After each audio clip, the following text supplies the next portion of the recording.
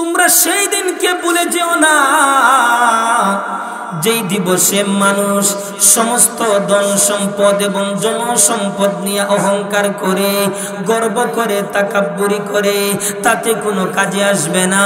কিন্তু কাজে আসবে এবং লাভবান হবে এবং সফল হবে ওই ব্যক্তি, যেই ব্যক্তি সুস্থ সবল অন্তর নিয়ে আল্লাহর কাছে আসতে পারবে, আল্লাহর কাছে পৌঁছতে পারবে।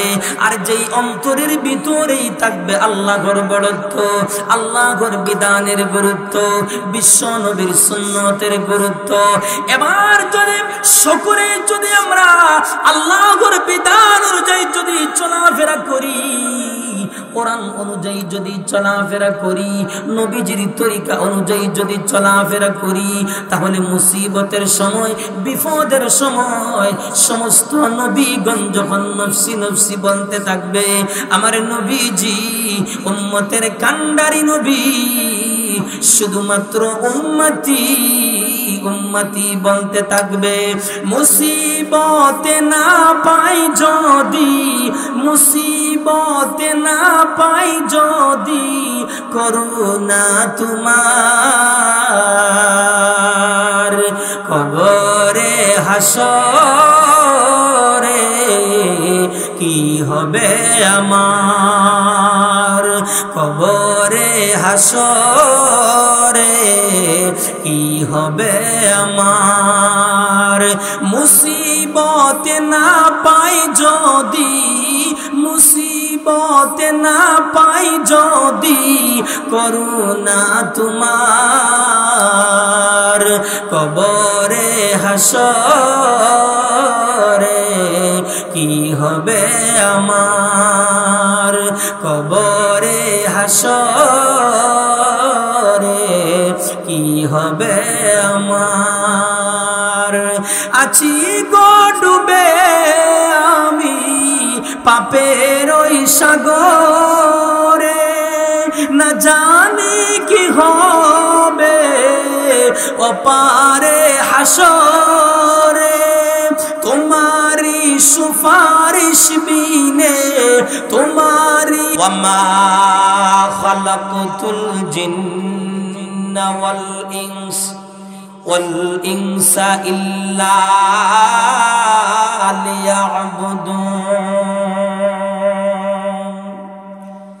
এজন্য মহান আল্লাহ রাব্বুল আলামিন সূরাতুল আয-যারিয়াতের ভিতরে আল্লাহ বলেন, আমি আল্লাহ সমগ্র মানুষ এবং জিন জাতিকে, সমগ্র মানুষ এবং জিন্নাত গোষ্ঠীকে সৃষ্টি করছি একমাত্র আমি আল্লাহর গোলামি করার জন্য, কোনো মানুষের গোলামি করার জন্য না, না কোনো দেবদেবীর পূজা করার জন্য না, না মাছের পূজা করার জন্য না, না গাছের পূজা করার জন্য না, না চন্দ্র সূর্যের পূজা করার জন্য না, না।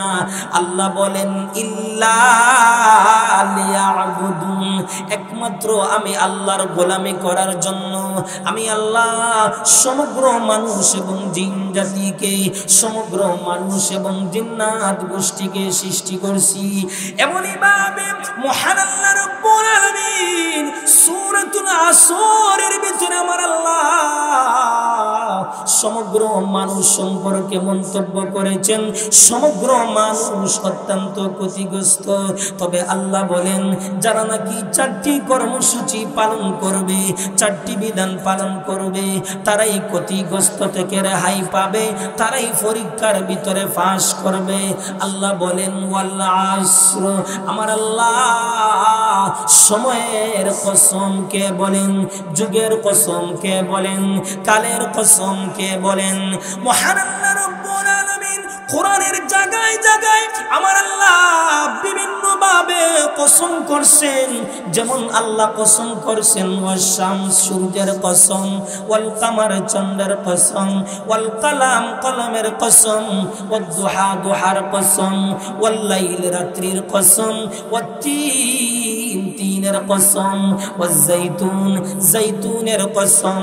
এমনই ভাবে মহান আল্লাহ সূরাতুল আসরের কসম কে বলেন, ইন্নাল ইনসানা লাফি খুসর। আল্লাহ বলেন নিশ্চয়ই মানুষ অত্যন্ত ক্ষতিগ্রস্ত।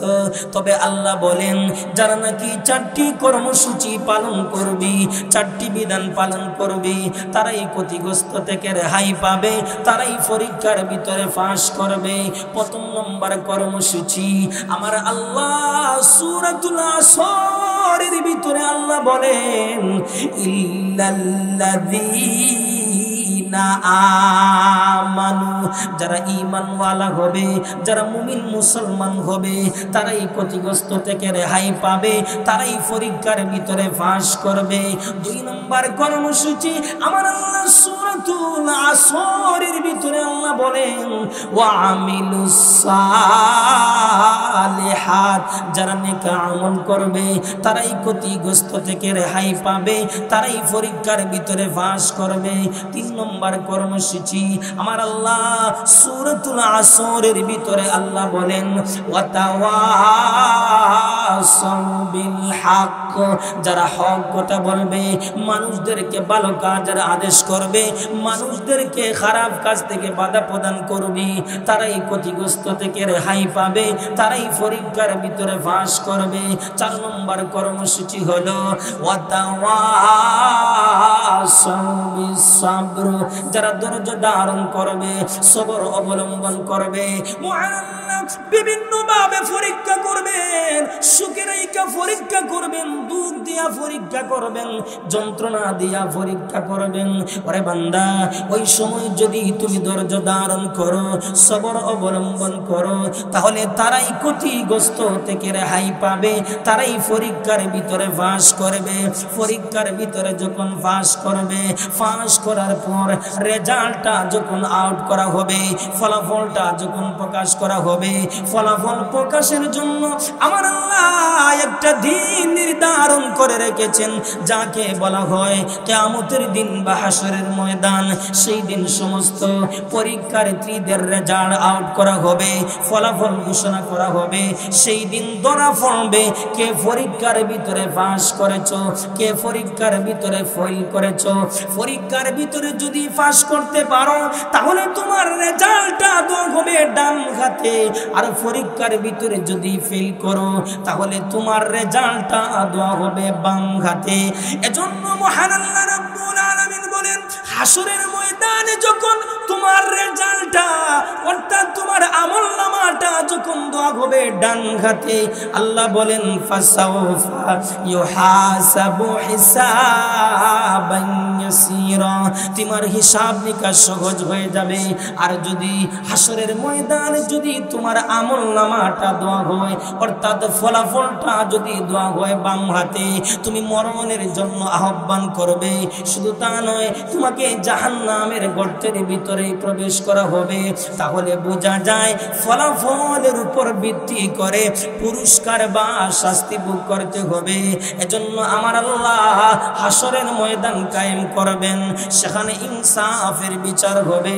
কিয়ামত হলো হাসরের ময়দান বা বিচার দিবস কায়েম হওয়ার প্রাথমিক ব্যবস্থা।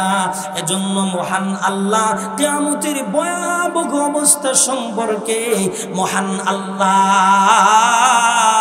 কোরআনের জায়গায় জায়গায় আমার আল্লাহ তুলে ধরেছেন। এজন্য মহান আল্লাহ কিয়ামতের ভয়াবহ অবস্থা সম্পর্কে, বিভীষিকাময় অবস্থা সম্পর্কে আল্লাহ কোরআনের ভিতরে জায়গায় জায়গায় বিভিন্নভাবে আমার আল্লাহ ওয়াজ করেছেন। তাহলে এবার আসুন, কিয়ামতের দিন ইসরাফিল আলাইহিস সালাতু ওয়াস সালাম যখন সিংহার ভিতরে ফুৎকার দেবে, সিংহার ভিতরে ইসরাফিল বাঁশি বাজাইবে, অবস্থাটা কি হবে? এমন ভয়াবহ পরিস্থিতি হবে আমার ভাই। মুহররমের 10 তারিখ সকালের দিকে কেউ বা শুয়ে আরাম করবে, আবার কেউ বা ব্যবসা বাণিজ্য নিয়ে ব্যস্ত থাকবে, আবার কেউ বা অন্য কোনো কাজে ব্যস্ত থাকবে। এমতো অবস্থায় এমন সময় একটি আওয়াজ সবার কানে পৌঁছবে, পূর্ব থেকে পশ্চিম পর্যন্ত যার কানে এই আওয়াজটা পৌঁছবে সবাই অত্যন্ত মনোযোগ সহকারে শুনতে থাকবে। মনোযোগ সহকারে শ্রবণ করতে থাকবে এবং এই আওয়াজটা খুঁজতে থাকবে। সামান্য একটু চলার পর দেখা যাবে আওয়াজটা আস্তে আস্তে বড় হচ্ছে, প্রকট হচ্ছে, কঠিন হচ্ছে এবং বিজলির রূপ ধারণ করছে। হতে হতে আওয়াজটা এত বড় হবে, এত প্রকট হবে, সমস্ত প্রাণী এই আওয়াজের প্রকটতা সহ্য করতে না পারে, সমস্ত প্রাণী মৃত্যুর কুলে ঢলে পড়বে আর আসমানকে চূর্ণ বিচূর্ণ করে ফেলবে। তা হবে ইসরাফিল আলাইহিস সালাতু ওয়াস সালামের সিংগার আওয়াজ। আমার ভাই, এই ইসরাফিল যে সিংগার ভিতরে বাঁশি বাজাইবে, সিংগার ভিতরে যে ফুৎকার দেবে, ইসরাফিলের সিংগার আকৃতিটা কেমন হবে, সিংগার ধরনটা কেমন হবে, সিংগার ভিতরে ছিদ্র থাকবে কেমন। আল্লাহর রাসূল বলেন, আসমান এবং জমিনকে গোলাকার করলে যত বড় হবে, সিংগার প্রশস্ত হবে তত বড়। জোরে কন্না সুবহানাল্লাহ।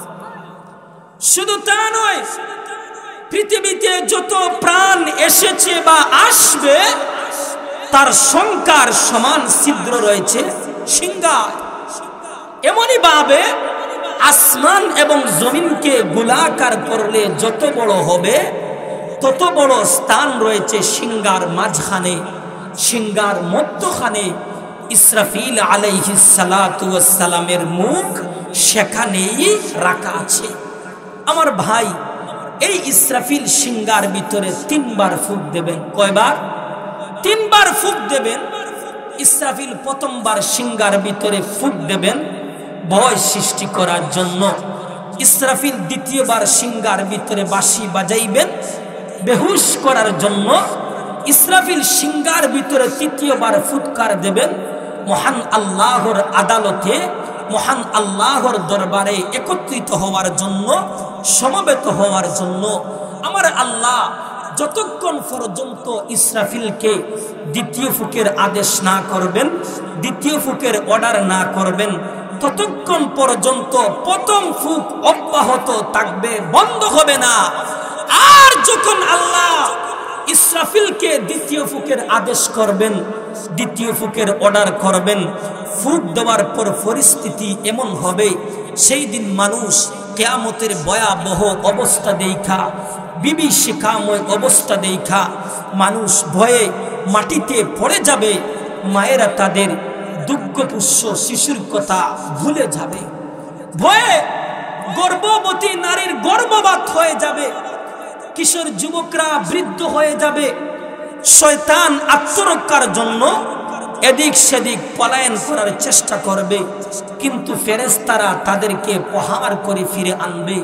আর জমিনের দিকে তাকাইলে দেখা যাবে জমিন ফাইটা খান খান হয়ে যাচ্ছে, জমিন ফাইটা টুকরা টুকরা টুকরা টুকরা হয়ে যাচ্ছে, দুলির সাত হয়ে যাচ্ছে। আসমানের দিকে নজর করলে দেখা যাবে আসমানের কোনো অংশ উঠছে, নক্ষত্রগুলা চিটকে পড়ছে, চন্দ্র এবং সূর্যের আলো নিভে যাচ্ছে।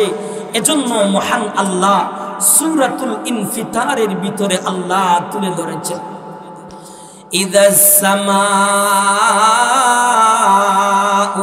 ফাতারাত ওয়া ইযাল কাওয়াকিবু তাসারাত ওয়া ইযাল বিহারু ফুজ্জিরাত ওয়া ইযাল কুবুরু বু'থিরাত। আল্লাহ বলেন, ইযাস সামাউ ফাতারাত, যখন আকাশটা বিদরণ হবে, ওয়া ইযাল কাওয়াকিবু তাসারাত, এবং নক্ষত্র সমূহ ঝরে পড়বে, ওয়া ইযাল বিহারু ফুজ্জিরাত, এবং সমুদ্রকে উত্তাল করে তোলা হবে, ওয়া ইযাল কুবুরু বু'থিরাত, এবং কবর সমূহ উন্মোচিত হবে। শুধু তা নয়, আল্লাহ বলেন ইদা শামসু কুব্বিরাত, যখন সূর্য আলোহীন হয়ে যাবে, ও ইদান নুজুমু কাদারাত, এবং নক্ষত্র মলিন হয়ে যাবে, ও ইদাল জিবালু সুজ্জিরাত, আর যখন পাহাড় পর্বতমালা অপসারিত হবে। আমার ভাইরা, শুধু তা নয়, কিয়ামতের ভয়াবহ অবস্থা সম্পর্কে, বিভীষিকাময় অবস্থা সম্পর্কে আমার আল্লাহ তাম বিশ্বের মানুষদেরকে, তাম দুনিয়ার মানুষদেরকে আমার আল্লাহ সতর্ক এবং সাবধান কইরা স্মরণ করে জানিয়ে দিয়েছেন।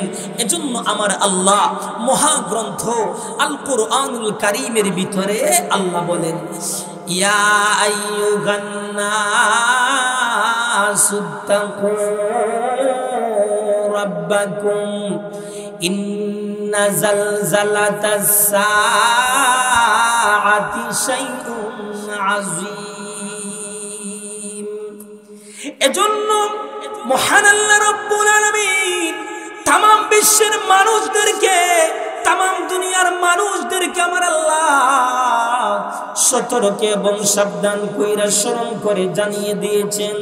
আল্লাহ বলেন, ইয়া আইয়ুহান নাস, ও মানুষ, ইত্তাকু রাব্বাকুম, তোমরা আমি আল্লাহকে ভয় করো। ভয় করার কারণ কি? ভয় করার কারণ হলো ইন্না জালজালাতাস সাআতি শাইউন আযীম, নিশ্চয় কিয়ামতের প্রকম্পন একটু ভয়ঙ্কর ব্যাপার।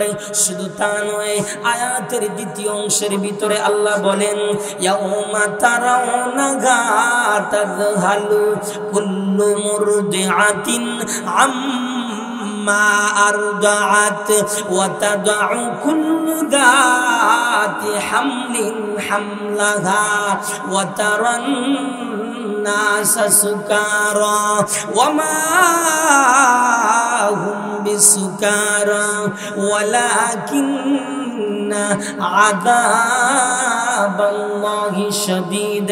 আয়াতের দ্বিতীয় অংশের ভিতরে আল্লাহ বলেন, তোমরা সেই দিন প্রত্যক্ষ করে দেখবে, অর্থাৎ কোন দিন? অর্থাৎ কিয়ামতের দিন দেখবে স্তন্যপায়ী মহিলারা তাদের দুর্গপুষ্য শিশুর কথা বলে যাবে, ভয়ে গর্ভবতী নারীর গর্ভপাত হয়ে যাবে। ওয়া তারান নাসা সুকারা ওয়া মা হুম বিসুকারা, এবং মানুষ দেখবে তুমি মাতাল, অথচ তারা মাতাল নয়। আল্লাহ নিজেই বলেন, ওয়ালাকিন্না আযাবাল্লাহি শাদীদ, আমি আল্লাহর আযাব বড় শক্ত আযাব, আমি আল্লাহর আযাব বড় সুমহান আযাব। আমার ভাইয়ের, শুধু তা নয়, কিয়ামতের ভয়াবহ অবস্থা সম্পর্কে মহান আল্লাহ রাব্বুল আলামিন সূরাতুল কিয়ামার ভিতরে আল্লাহ বলেন, ফাইদা বারিকাল বাসারু ওয়া খাসাফাল কামারু ওয়া জুমিআশ শামসু ওয়াল কামার। আল্লাহ বলেন, যেদিন দৃষ্টি চমকে যাবে, অর্থাৎ কোন দিন? অর্থাৎ কিয়ামতের দিন যখন দৃষ্টি চমকে যাবে আর চন্দ্র জ্যোতিহীন হয়ে যাবে এবং চন্দ্র সূর্যকে একত্রিত করা হবে, অন্যত্র আছে, মানুষ তখন বলা বলে শুরু করবে, আজকে পালাবার জায়গা কোথায়? তখন জবাব আসবে, আজকে পালাবার কোনো জায়গা নেই, আজকে পালাবার কোনো সুযোগ নেই, আজকে পালাবার কোনো ব্যবস্থা নেই। আমার ভাইয়ের, শুধু তা নয়, কিয়ামতের ভয়াবহ অবস্থা সম্পর্কে মহান আল্লাহ রাব্বুল আলামিন আমার তেলাওয়াতকৃত আয়াতে কারিমার ভিতরে আল্লাহ বলেন, ইযা যুলজিলাতিল আরদু জিলজালাহা ওয়া আখরাজাতিল আরদু আথকালাহা ওয়া ক্বালাল ইনসানু মা লাহা ইয়াওমা ইযিন তুহাদ্দিসু আখবারাহা। আল্লাহ বলেন, নবী গো, স্মরণ করুন সেই সময়ের কথা। কোন সময়ের কথা? উযকুর ইযা যুলজিলাতিল আরদ, কিয়ামতের আগে যখন জমিন ফাটবে। শুধু তা নয় নবী গো, জিলজালাহা, ফাটার মতো ফাটবে গো নবীজি। যখন জমিন ফাটবে তখন জমিন তার বোঝা বের করে দেবে, ওয়া আখরাজাতিল আরদু আথকালাহা, জমিন তার বোঝা বের করে দেবে, জমিন তার গোপন তত্ত্ব প্রকাশ করে দেবে। জমিনের ভিতরে কোন দিন কোন জায়গার ভিতরে পাপাচার করেছো, গুনাহের কাজ করেছো, গান বাজনা করেছো, জিনা ব্যভিচার করেছো, সবগুলা জমিন প্রকাশ করে দেবে। এমনি অবস্থায় মানুষ বলবে ওয়াকালাল ইনসানু মালাহা, মানুষ বলবে আজকে জমিনের কি হলো, জমিন কেন কম্পন সৃষ্টি হলো, জমিন কেন তার বোঝা বের করে দিল। আল্লাহ বলেন ইয়াউমা ইযিন তুহাদ্দিসু আখবারাহা, কিয়ামতের দিন জমিন তার খবর বর্ণনা করে দেবে। জমিনকে মহান আল্লাহ মুহাদ্দিস বানিয়ে দেবে। যেমন ভাবে মুহাদ্দিসিন কেরাম হাদিস বর্ণনা করেন, ঠিক তেমনি ভাবে আল্লাহ জমিনকে মুহাদ্দিস বানিয়ে দেবে। জমিনকে মহান আল্লাহ কথা বলার যোগ্যতা দান করবেন, বাক শক্তি দান করবেন। আমার ভাইয়ের শুধু তা নয়, কিয়ামতের দিন মহান আল্লাহ সমস্ত অঙ্গ প্রত্যঙ্গ গুলাকে মহান আল্লাহ কথা বলার যোগ্যতা দান করবেন, বাক শক্তি দান করবেন। এমনি অবস্থায় হাত বলবে অমুক জিনিস চুরি করেছিলাম, ঠোঁট বলবে হারাম জিনিস চুম্বন করেছিলাম, কান বলবে হারাম জিনিস শুনেছিলাম, পা বলবে হারাম কাজের ভিতরে অগ্রসর হয়েছিলাম, লজ্জাস্থান বলবে হারাম কাজের ভিতরে লিপ্ত ছিলাম। এইভাবে সমস্ত অঙ্গ প্রত্যঙ্গ গুলাকে মহান আল্লাহ কথা বলার যোগ্যতা দান করবেন, বাক শক্তি দান করবেন। মহান আল্লাহর আদালতে মামলা দায়ের করবে, এমনকি জমিনও মহান আল্লাহর আদালতে মামলা দায়ের করবে। আমার ভাইয়ের শুধু তা নয়, কিয়ামতের দিন ইসরাফিল যখন সিংহার ভিতরে বাঁশি বাজাইবে, ইসরাফিল যখন সিংহার ভিতরে ফুৎকার দেবে, আল্লাহ বলেন ওয়ানুফিখা ফিস-সূরি ফাসাইকা মান ফিস-সামাওয়াতি ওয়া মান ফিল আরদি ইল্লা মান শাআল্লাহ। আল্লাহ বলেন কিয়ামতের দিন ইসরাফিল যখন সিংহার ভিতরে ফুৎকার দেবেন, ফলে আসমান এবং জমিনের ভিতরে যারা আছেন সবাই বেহুশ হয়ে যাবেন। তবে আল্লাহ বলেন ইল্লা মান শাআল্লাহ, আমি আল্লাহ যাকে ইচ্ছা তাকে বেহুশ করব। তাফসীর কিতাবের ভিতরে পাওয়া যায় ইসরাফিলের সিংহার আওয়াজ শুনে যারা বেহুশ হবেন না তারা হলেন জিবরাইল, তারা হলেন মিকাইল, তারা হলেন ইসরাফিল, তারা হলেন আজরাইল। আবার কোন কোন বর্ণনায় পাওয়া যায় আরশ বহনকারী ফেরেশতাগণ বাকি রয়েছে। আল্লাহ বলেন ওয়ায়াহমিলু আরশা রাব্বিকা ফাওকাহুম ইয়াওমা ইযিন সামানিয়া, কিয়ামতের দিন 8 জন ফেরেশতা আল্লাহর আরশ বহন করে রাখবে। আমার ভাইয়েরা শুধু তা নয়, কিয়ামতের দিন ইসরাফিল যখন সিংহার ভিতরে ফুৎকার দেবেন, সিংহার ভিতরে ফুৎকার দেওয়ার সাথে সাথে সমস্ত প্রাণী জগৎ ধ্বংস হয়ে যাওয়ার পর মালাকুল মউত আজরাইল আল্লাহর আদালতে গিয়ে বলবেন প্রভু গো, সমস্ত প্রাণী জগৎ ধ্বংসশীল, সবাই মৃত্যুর মুখে পতিত হয়েছে, আমার আল্লাহ সব জানেন। এরপর জিজ্ঞাসা করবেন আরে আজরাইল আর কে কে বাকি রয়েছে? এবার মালাকুল মউত আজরাইল বলবেন প্রভু গো, আপনি বাকি রয়েছেন কিন্তু আপনার মরণ হবে না। আর জিবরাইল, মিকাইল, ইসরাফিল আর আমি আজরাইল আর আরশ বহনকারী ফেরেশতাগণ বাকি রয়েছেন। আমার আল্লাহ মালাকুল মউত আজরাইলকে বলবেন ও মালাকুল মউত আজরাইল, যাও যাও তুমি জিবরাইল এবং মিকাইলের জান কবজ করো।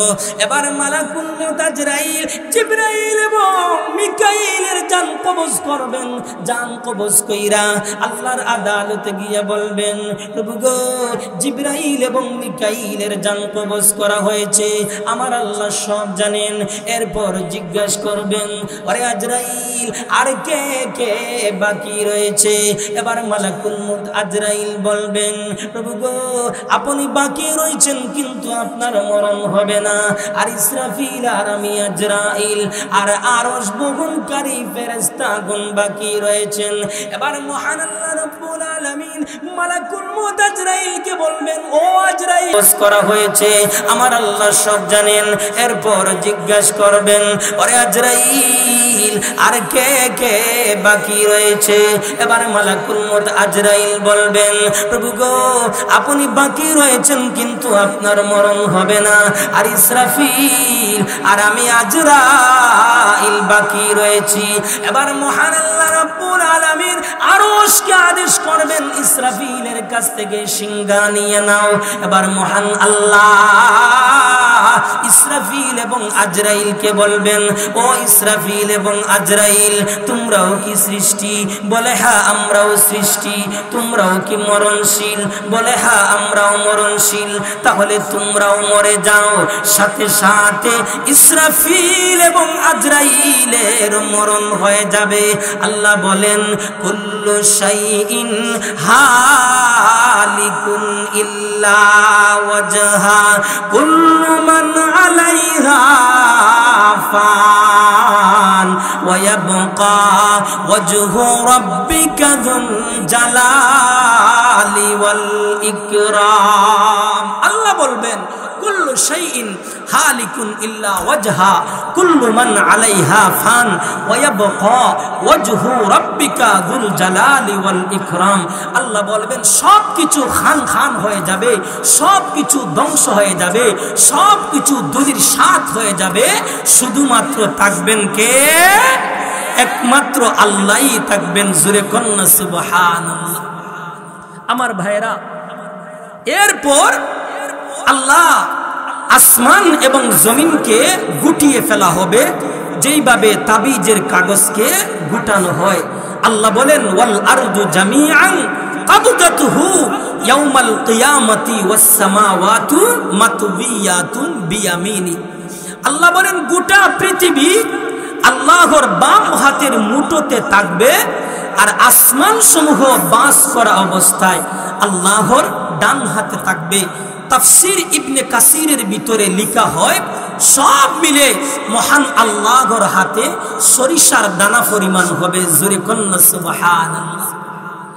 আমার ভাইরা, পৃথিবী এবং আসমানকে এইভাবে তিনবার খোলা হবে আর তিনবার গুটানো হবে। আমার আল্লাহ নিজেই ঘোষণা করবেন, লিমানিল মুলকুল ইয়াউম, আজকের ওই রাজত্ব কার? তখন কেউ কোনো জবাব দেবে না, আমার আল্লাহ নিজেই জবাব দেবেন, লিল্লাহিল ওয়াহিদিল কাহ্হার, আজকের ওই রাজত্ব একমাত্র আমি আল্লাহর। জোরে কন্না সুবহানাল্লাহ। আমার ভাইরা, শুধু তা নয়, কিয়ামতের দিন সমগ্র পৃথিবী আল্লাহর বাম হাতের মুঠোতে, আর আসমান সমূহ বাস করা অবস্থায় আল্লাহর ডান হাতে আইনা বলবেন, আনাল মুলক, আজ আমি বাদশা, আজ আমি বাদশা। অতঃপর কেউ কোনো জবাব দেবে না। আল্লাহ বলবেন, আইনাল জাব্বারুন ও আইনাল মুতাকাব্বিরুন, আজ প্রতাপশালীরা কই, দাম্ভিকরা কই, অহংকারীরা কই? তখন কেউ কোনো জবাব দেবে না। আমার আল্লাহ তখন নিজেই জবাব দেবেন, আল ইয়াউমা তুজজা কুল্লু নাফসিন বিমা কাসাবাত লা যুলমাল ইয়াউম ইন্নাল্লাহা সারিউল হিসাব। আজ প্রত্যেক প্রাণীর তার কৃতকর্মের প্রতিদান দেওয়া হবে। লা যুলমাল ইয়াউম, কোনো ধরনের জুলুম করা হবে না, কোনো ধরনের নির্যাতন করা হবে না, কোনো ধরনের অত্যাচার করা হবে না। আমার ভাইরা, শুধু তা নয়, সেই দিন হাসরের ময়দানে এমন ভয়াবহ অবস্থা হবে রে ভাই। হাসরের ময়দানে মানুষ কিন্তু খালি গায়ে, খালি পায়ে, খালি হাতে সফ দইরা, লাইন দইরা আল্লাহর সামনে সারিবদ্ধ হইয়া উপস্থিত হবে। কোরআন বলেন, কোরআনের ভিতরে পাওয়া যায়, আল্লাহ বলেন ওয়ারিদু আলা রাব্বিকা সাফা লাকাদ জিতুমুনা কামা খালাকনাকুম আউওয়ালা মাররা। হাসরের ময়দানে মানুষ খালি গায়ে, খালি পায়ে, খালি হাতে সফ দইরা, লাইন দইরা সারিবদ্ধ হইয়া আল্লাহর সামনে উপস্থিত হবে। আমার আল্লাহ সমস্ত হাসরবাসীকে লক্ষ্য কইরা বলবেন যে প্রথম সৃষ্টির সূচনা যেইভাবে হয়েছিল, আজ তোমরা আবার সেইভাবে আমার সামনে উপস্থিত হয়েছ। আমরা যখন দুনিয়ার ভিতরে এসেছি তখন আমাদের হাত ছিল খালি, পাও ছিল খালি, গাও ছিল খালি। আবার আমরা হাসরের ময়দানে আল্লাহর সামনে সেইভাবে খালি গায়ে, খালি পায়ে, খালি হাতে আল্লাহর সামনে সফ দইরা, লাইন দইরা সারিবদ্ধ হইয়া আল্লাহর সামনে উপস্থিত হতে হবে। শুধু তা নয়, আম্মাজান আয়েশা বলেন আল্লাহর রাসূল বলেছেন হাসরের ময়দানে মানুষ খালি গায়ে, খালি পায়ে, খালি হাতে খতনাবিহীন আল্লাহর দরবারে উপস্থিত হবে। আম্মাজান আয়েশা নবীজির জবান মুবারকের কথা শুনে জিজ্ঞাসা করলেন, ইয়া রাসূলুল্লাহ, সেই দিন হাসরের ময়দানে পুরুষ এবং মহিলা কি ওইভাবে উঠবে? একজন আরেকজনকে দেখবে, একজন আরেকজনকে দেখবে। আল্লাহর রাসূল বলেন, ও আয়েশা, সেই দিন হাসরের ময়দান এমন ভয়াবহ অবস্থা হবে, সবাই ঊর্ধ্বমুখী অবস্থায় থাকবে, কেউ কারো দিকে তাকানোর কোনো সুযোগ হবে না, এর ইচ্ছাও কারো অন্তরের ভিতরে আসবে না। আল্লাহ। শুধু তা নয় আমার ভাই, সেই দিন হাসরের ময়দানে সর্বপ্রথম ইব্রাহিম পয়গম্বরকে কাপড় পরিধান করানো হবে। উলামায়ে কেরাম তার কারণ লিখেছেন, ইব্রাহিম পয়গম্বর সর্বপ্রথম দরিদ্রকে কাপড় পরিধান করিয়েছেন। আবার কেউ কেউ বলেন যে নমরুদ গোষ্ঠী ইব্রাহিম পয়গম্বরকে উলঙ্গ কইরা আগুনের ভিতরে নিক্ষেপ করেছিল, সেহেতু ইব্রাহিম পয়গম্বরকে সর্বপ্রথম কাপড় পরিধান করাইয়া সম্মান প্রদর্শন করানো হবে। জোরে কন্না সুবহানাল্লাহ। আমার ভাইরা, সেই দিন হাসরের ময়দানের ভাই সুস্থ সবল অন্তর ছাড়া কোনো কিছুই কাজে আসবে না। সবাই নিজের চিন্তায় নিজে ব্যস্ত থাকবে, যার যার চিন্তায়, প্রত্যেকেই যার যার চিন্তায় ব্যস্ত থাকবে। আজকে আমরা তাদের জন্য, বিবি বাচ্চার জন্য, বন্ধু বান্ধবের জন্য, আত্মীয় স্বজনের জন্য আমরা সব কিছু বিসর্জন করে দিতেছি, ছেড়ে দিতেছি, কিন্তু হাসরের ময়দানে ওরা যখন আমাকে আপনাকে দেখবে তখন কিন্তু ভাগবে, পলায়ন করবে, মুখ লুকাবে। মালিক বলেন, ইয়াউমা ইয়াফিরুল মারউ মিন আখিহি ওয়া উম্মিহি ওয়া আবিহি ওয়া সাহিবাতিহি ওয়া বানি লিকুল্লি ইমরিইম মিনহুম ইয়াউমা ইদিন শাআনুন ইউগনি। আল্লাহ বলেন সেদিন পলায়ন করবে। সেদিন বলতে কোন দিন? অর্থাৎ কিয়ামতের দিন ভাগবে মানুষ তার ভাই থেকে, তার মা থেকে, তার বাবা থেকে, তার ছেলে এবং সন্তানদের কাছ থেকে পলায়ন করবে। সবাই নিজের চিন্তায় নিজে ব্যস্ত থাকবে। সেই দিন লাভবান হবে এবং সফল হবে ওই ব্যক্তি, যেই ব্যক্তি সুস্থ সবল অন্তর নিয়ে আল্লাহর কাছে আসতে পারবে, আল্লাহর কাছে পৌঁছতে পারবে। আর যেই অন্তরের ভিতরে থাকবে আল্লাহর বড়ত্ব, আল্লাহর বিধানের গুরুত্ব, বিশ্ব নবীর সুন্নতের গুরুত্ব। এজন্য মহান আল্লাহ সূরাতুশ শুআরার ভিতরে আল্লাহ বলেন, ইয়াউমা লা ইয়ানফা'ু মালুন ওয়ালা বানুন ইল্লা মান আতাল্লাহা বিকলবিন সালিম। এজন্য মহান আল্লাহ রাব্বুল আলামিন সূরাতুশ শুআরার ভিতরে আল্লাহ বলেন, তোমরা সেই দিনকে ভুলে যেও না যেই দিবসে মানুষ সমস্ত ধন সম্পদ এবং জনসম্পদ নিয়ে অহংকার করে, গর্ব করে, তাকাব্বুরি করে, তাতে কোনো কাজে আসবে না। কিন্তু কাজে আসবে এবং লাভবান হবে এবং সফল হবে ওই ব্যক্তি, যেই ব্যক্তি সুস্থ সবল অন্তর নিয়ে আল্লাহর কাছে আসতে পারবে, আল্লাহর কাছে পৌঁছতে পারবে। আর যেই অন্তরের ভিতরেই থাকবে আল্লাহর বড়ত্ব, আল্লাহর বিধানের গুরুত্ব, বিশ্ব নবীর সুন্নতের গুরুত্ব। এবার যদি সকলে যদি আমরা আল্লাহর বিধান অনুযায়ী যদি চলাফেরা করি, কোরআন অনুযায়ী যদি চলাফেরা করি, নবীজির তরিকা অনুযায়ী যদি চলাফেরা করি, তাহলে মুসিবতের সময়, বিপদের সময় সমস্ত নবীগণ যখন নফসি নফসি বলতে থাকবে, আমার নবীজি উম্মতের কান্ডারি নবী, শুধুমাত্র উম্মতি উম্মতি বলতে থাকবে। মুসিবতে না পাই যদি, মুসিবতে না পাই যদি, করুণা তোমার, কবরে হাসরে কি হবে আমার, কবরে হাসরে কি হবে আমার। মুসিবতে না পাই যদি, মুসিবতে না পাই যদি, করুণা তোমার, কবরে হাসরে কি হবে আমার, কবরে হাসরে কি হবে আমার। আছি গো ডুবে আমি পাপের ওই সাগরে, না জানি কি হবে ওপারে হাসরে। তোমারি সুপারিশ বিনে, তোমারি সুপারিশ বিনে কেমনে গো পার, কবরে হাসরে কি হবে আমার। মুসিবতে না পাই যদি, মুসিবতে না পাই যদি, করুণা তোমার, কবরে হাসরে কি হবে আমার, কবরে হাসরে কি হবে আমার।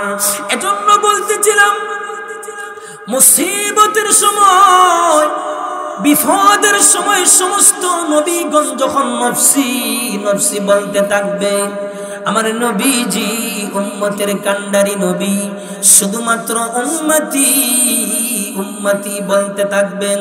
আসরের কঠিন ময়দানে যখন সূর্যটা খুব কাছাকাছি চলে আসবে, যে যত বড় গুনাহগার হবে, যে যত বড় পাপী হবে, সে তত বেশি গামের ভিতরে থাকবে।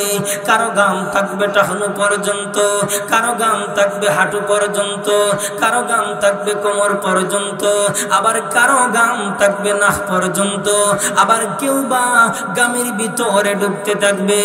এক পর্যায়ে তারা অসহ্য হইয়া বলতে থাকবে, প্রভু গো, ওই গামের আযাব আর সহ্য করতে পারলাম না, তুমি আমাদেরকে জাহান্নামের ভিতরে নিক্ষেপ করো তাও ভালো। শেষ পর্যায়ে সমস্ত হাসরবাসী অস্থির হইয়া পরস্পর বলা বলে শুরু করবে, আজকের ওই ভয়াবহ গামের আযাব থেকে হেফাজত দেওয়ার জন্য, মুক্তি দেওয়ার জন্য এমন একজন লোক খুঁজে পাওয়া যাবে কি, যিনি আমাদের জন্য মহান আল্লাহর কাছে সুপারিশ করবেন। তখন তারা একজন আরেকজনকে বলবে, ওই ব্যাপারে চলো, আমাদের আদি পিতা বাবা পয়গম্বর আদম আলাইহিস সালাতু ওয়াস সালামের কাছে চলো, হয়তো তিনি আমাদের জন্য সুপারিশ করবেন। এবার সমস্ত হাসরবাসী আদম পয়গম্বরের গিয়ে খেদমতে বলবেন, ও আদম পয়গম্বর, আপনি দুনিয়ার শুরু থেকে শেষ পর্যন্ত পর্যন্ত সকল মানুষের পিতা। আল্লাহ আপনাকে নিজের হাত দ্বারা সৃষ্টি করছেন, ফেরেশতা দ্বারা সিজদা করিয়েছেন, জান্নাতের ভিতরে স্থান দিয়েছেন। আমরা যে কত বড় মুসিবতের মধ্যে রয়েছি, ভয়াবহ আযাবের ভিতরে রয়েছি, আপনি তা স্বচক্ষে দেখতে পাচ্ছেন। মেহেরবানি কইরা আপনি আপনার প্রতিপালকের নিকট আমাদের জন্য একটু সুপারিশ করুন। আদম পয়গম্বর বলবেন, ও হাসরবাসী, আজ আমার প্রতিপালক তুই রাগান্বিত। ইতিপূর্বে তিনি কখনো রাগান্বিত হন নাই এবং ভবিষ্যতেও হবে না। আর তোমরা তো জানো মহান আল্লাহ আমাকে ওই যে একটা গাছ, ওই গাছের দ্বারে কাছে না যাওয়ার জন্য হুকুম করছেন, কিন্তু আমি আল্লাহর হুকুম অমান্য করছি। তাই আমার ভয় হয় মহান আল্লাহ আমাকে ধরে ফেলেন কিনা, আমার দ্বারা সম্ভব না। তোমরা আমার কাছ থেকে চলে যাও, তোমরা চলে যাও পয়গম্বর নূহ আলাইহিস সালাতু ওয়াস সালামের খিদমতে। এবার সমস্ত হাসরবাসী নূহ পয়গম্বরের খিদমতে গিয়া বলবেন, ইয়া নূহ আনতা আউয়ালুর রাসূল ইলা আহলিল আরদ ওয়া কাদ সাম্মাকাল্লাহু আবদান শাকুরা ইশফা' লানা ইলা রাব্বিক। ও আল্লাহর পয়গম্বর নূহ, আপনি দুনিয়াবাসীর নিকট সর্বপ্রথম রাসূল ছিলেন। আল্লাহ আপনাকে শুকরগুজার বান্দা হিসাবে নির্ধারণ করেছেন, 1000 বছর হায়াত দান করছেন। আমরা যে কত বড় মুসিবতের মধ্যে রয়েছি আপনি তা স্বচক্ষে দেখতে পাচ্ছেন। মেহেরবানি কইরা আপনি আপনার প্রতিপালকের নিকট আমাদের জন্য একটু সুপারিশ করুন। নূহ পয়গম্বর বলবেন, ও হাসরবাসী, আজ আমার প্রতিপালক এতই রাগান্বিত, ইতিপূর্বে তিনি কখনো রাগান্বিত হন নাই এবং ভবিষ্যতেও হবে না। আর তোমরা তো জানো মহান আল্লাহ আমাকে একটা দোয়ার সুযোগ দিয়েছেন, কিন্তু আমি সেই দোয়া আমার গোত্রের জন্য বদদুয়া করছিলাম। তাই আমার ভয় হয় মহান আল্লাহ আমাকে ধরে ফেলেন কিনা, আমার দ্বারা সম্ভব না। আমার কাছ থেকে চলে যাও, তোমরা চলে যাও পয়গম্বর আলাইহিস সালাতু ওয়াস সালাম, ইব্রাহিম আলাইহিস সালাতু ওয়াস সালামের খিদমতে চলে যাও। ইব্রাহিম পয়গম্বরের খিদমতে চলে যাবেন। ইব্রাহিম পয়গম্বর বলেন, মূসার খিদমতে চলে যাও। মূসা বলবেন, ঈসার কাছে চলে যাও। ঈসা পয়গম্বর বলবেন, আমার দ্বারা সম্ভব না, তবে আমি তোমাদেরকে একটা রাস্তা দিতে পারি, তোমরা চলে যাও আখিরি জামানার পয়গম্বর নবী আরবি মাহবুব কিবরিয়া মুহাম্মদ আরবি নবী মুহাম্মদুর রাসূলুল্লাহ সাল্লাল্লাহু আলাইহি ওয়াসাল্লামের খিদমতে চলে যাও।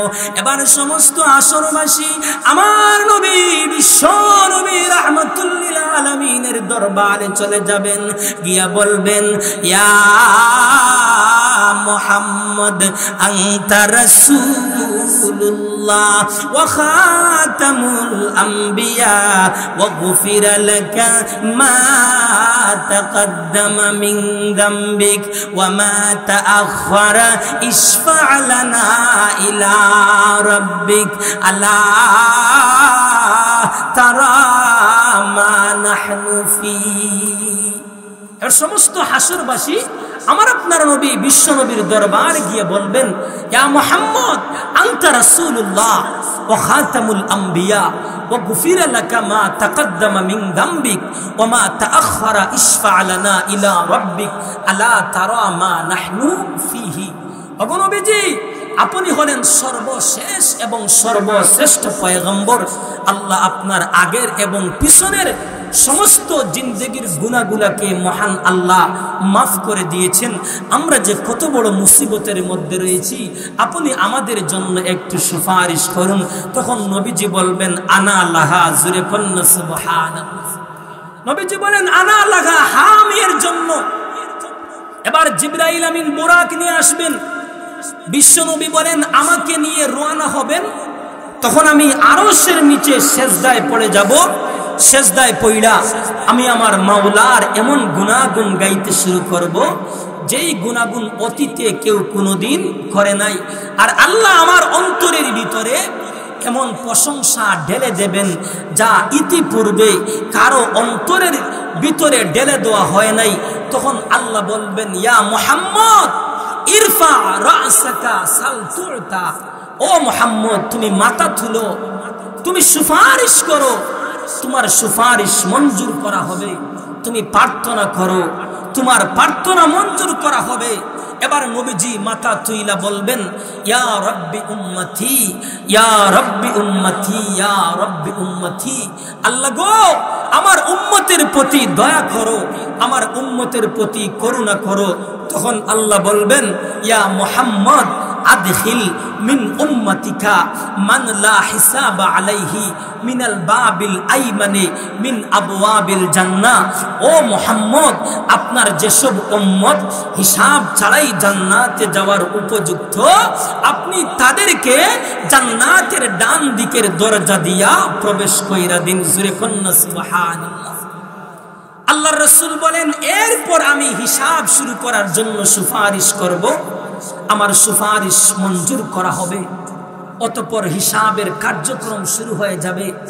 এক বর্ণনায় পাওয়া যায়, কে সর্বপ্রথম হিসাব দিবে তা নিয়া সাহাবাই কেরামের মাঝে ঠেলাঠেলি শুরু হয়ে যায়, সাহাবাই কেরামের মাঝে দ্বন্দ্ব শুরু হয়ে যায়।